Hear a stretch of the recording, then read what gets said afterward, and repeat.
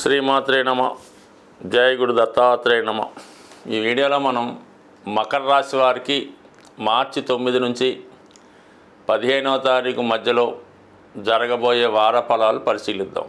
మరి ఈ రాశి వారికి ఈ వారంలో ధనస్థానంలోకి ధనాధిపతి శనితో పాటు అష్టమాధిపతి కూడా కలడం జరిగింది. ఇది ఎప్పుడు మీ కుటుంబంలో ఒక ఆకస్మిక సంఘటన జరగడానికి కారణం అవుతూ ఉంటుంది.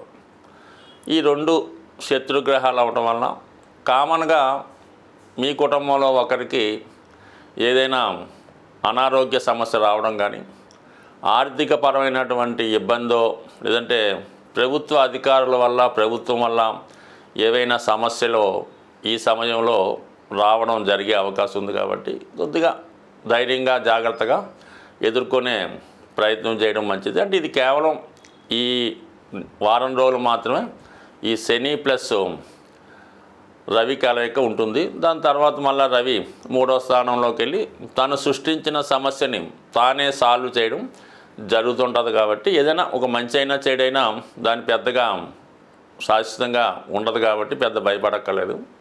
ఇక మరి కుజుడు ఫేవర్గా 6వ స్థానంలో ఉన్నాడు. అంటే ఎప్పుడైనా ఒక రాశి వారికి శత్రుగ్రహం అయినటువంటి గ్రహం దుస్థానంలోకి వచ్చినప్పుడు ఆ గ్రహం మీకు ఒక మంచి ఫలితాన్ని ఇవ్వడం జరుగుతూ ఉంటుంది.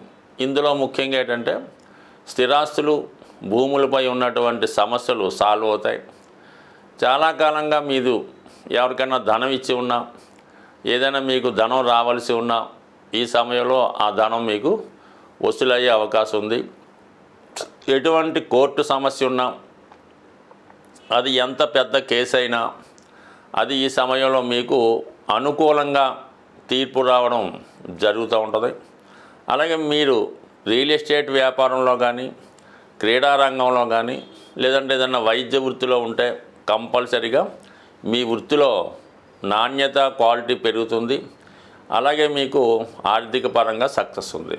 ఇక మామూలుగా నిరుద్యోగులు అయితే ఒక ఇంటర్వ్యూకి వెళ్ళినా, ఒక రిటర్న్ ఎగ్జామ్కి వెళ్ళినా కంపల్సరీగా సక్సెస్ సాధించే అవకాశం ఉంది. మరి పెద్దసాటి ప్రభుత్వ ఉద్యోగాలు అయితే కాదు, కానీ చిన్న చితగా అయినా ప్రభుత్వ ఉద్యోగం కోసం కానీ టెంపరీ నామినేటెడ్ పోస్టో, టెంపరీ పోస్టో, క్యాజువల్ లాంటిది ప్రయత్నం చేస్తే ఈ సమయంలో సక్సెస్ అయ్యే అవకాశం ఉంది.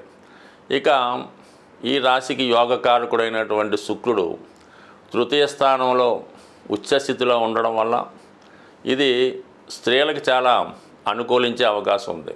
మీరు ఈ స్త్రీలు ఏదైనా ఒక సెలబ్రిటీ, టీవీ, సినిమా, మీడియా రంగంలో ఉన్న, కళారంగంలో ఉన్న, ఒక డ్యాన్సర్లు అయినా, లేదంటే ఏదన్నా సాఫ్ట్వేర్ జాబ్ లాంటివి చేస్తున్నా వారికి ఒక విధమైనటువంటి గుర్తింపు, ప్రమోషన్ లాంటిది వచ్చే అవకాశం ఉంది.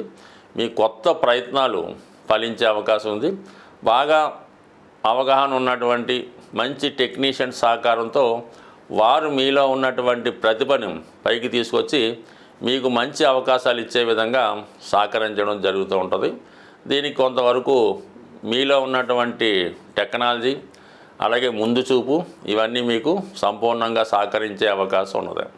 ఇక భాగ్యాధిపతిగా ఉన్నటువంటి బుధుడు, దశమాధిపతిగా ఉన్నటువంటి శుక్రుడు కలిసి ఒక భాగ్య రాజ్యాధిపతి యోగం లాంటిది ఈ మకర రాశి వారికి ఏర్పడడం, అది 3వ స్థానంలో ఏర్పడడం వల్ల గతంలో మీరు చేసినటువంటి ప్రయత్నాలు, ఉద్యోగ ప్రయత్నం అవ్వచ్చు, ఒక నటిగా, ఒక దర్శకుడుగా, ఒక నిర్మాతగా ఏదన్నా మీ ప్రయత్నం గతంలో చేసుండి అక్కడ రిజెక్ట్ చేయబడి ఉంటే మళ్ళా ఈ సమయంలో మీకు మీరుగా వారిని మీకు మీరుగా ప్రయత్నం చేసిన, వారిని సంప్రదించిన, తిరిగి మీరు పోగొట్టుకున్నటువంటి అవకాశం ఈ సమయంలో రావడం జరిగే అవకాశం ఉంది. బట్ ఏదైనా సొసైటీలో మీ యొక్క నేమ్ పెరుగుతుంది, మంచి టెక్నీషియన్స్ మీకు పరిచయం అవుతారు, మీలో ఉన్నటువంటి ప్రతిభకు తగు విధమైన గుర్తింపు రావడం జరుగుతూ ఉంటుంది. బట్ ఏదైనా ఈ అన్ని విషయాలకి ఆర్థిక పరంగా కొంత ఇబ్బంది ఉన్నప్పుడు కూడా ఆర్థిక సమస్యను పక్కన పెట్టి మీ ప్రయత్నంలో మీరు ముందుకెళ్తే ఆర్థిక సమస్య దానికి అదే పరిష్కారం అవుతుంది. కాబట్టి మీరు ఏదో ధనం లేదు అన్నటువంటి ఆలోచన పక్కన పెట్టి మీ ప్రయత్నం మీరు చేసుకుంటే కంపల్సరిగా విజయం మీకు లభించే అవకాశం ఉంది. సాధారణంగా ఇప్పుడు ఉన్నటువంటి గ్రహస్థితి ప్రకారం ఈ వివాహ విషయంలో వివాహ ప్రయత్నాలు చేస్తున్న వారికి చాలా ఇబ్బందులు ఎవరైతే ఎదుర్కొంటున్నారో, ముఖ్యంగా అమ్మాయిలకి ఈ రాబోయే మార్చి 14వ తారీఖు పౌర్ణమి రోజు, ఇది చాలా ఇంపార్టెంట్గా. ఈ పౌర్ణమి రోజు ఎవరైతే అమ్మాయిలు కానీ, ఎవరైతే పెళ్ళికి కావలసినటువంటి అమ్మాయిల తల్లిగారు కూడా ఈ పరిహారం పాటించవచ్చు.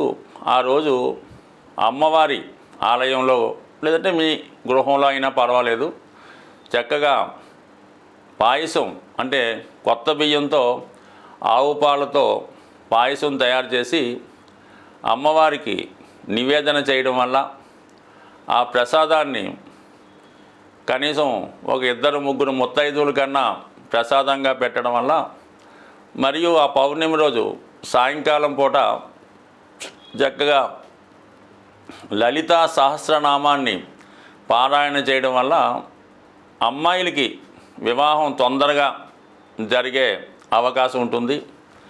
అలాగే చాలా వరకు ఈ గృహంలో ఆగ్నేయ భాగంలో, అంటే మీరు అద్దెకున్నా లేదంటే సొంత గృహమైనా ఆగ్నేయ భాగంలో దోషం ఉన్నప్పుడు, అంటే నూతులు కానీ గోతులు కానీ టాయిలెట్స్ కానీ సరిగ్గా మెయింటైన్ చేయనప్పుడు, మరి ఈ ఆగ్నేయ దోష ప్రభావం వల్ల మీ కుటుంబంలో ఉన్నటువంటి స్త్రీలకి అనారోగ్య సమస్యలు, యజమానురాలకి అలాగే అమ్మాయిలకి వివాహ సంబంధాలు కుదరకపోవడం, కుదిరిన పెళ్ళైనా ఏదో కారణం వల్ల పుట్టింట్లోనే స్థిర నివాసం ఏర్పరచుకునే విధంగా ఈ ఆగ్నేయ దోషం ఇబ్బంది పెడుతుంటుంది. కాబట్టి మరి అది కూడా వీలైతే సరి చేసుకుంటే మరి మీ కుటుంబంలో అమ్మాయిలకి వివాహం జరుగుతుంది.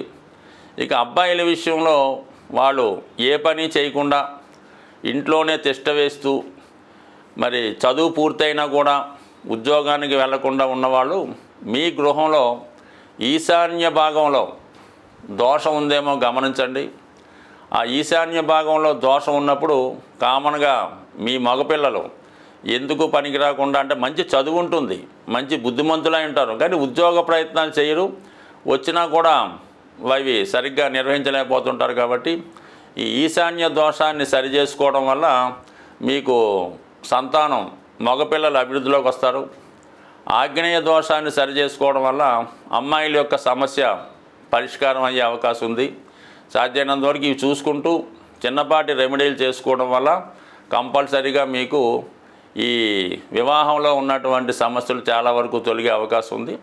అలాగే కామన్గా ఈ పౌర్ణమి రోజు సత్యనారాయణ స్వామి వ్రతం చేసుకున్న, లలిత అమ్మవారికి లలితా సహస్రనామం చదివి కుంకుమార్చన చేసుకున్న చాలా వరకు ఈ సమస్యలు మీకు సాల్వ్ అయ్యే అవకాశం ఉంటుంది. అంటే మిగతా రోజులు చేసిన పరిహారం కన్నా ఈ పౌర్ణమి రోజు చేసే పరిహారానికి ఎక్కువ ప్రతిఫలం ఉంటుంది.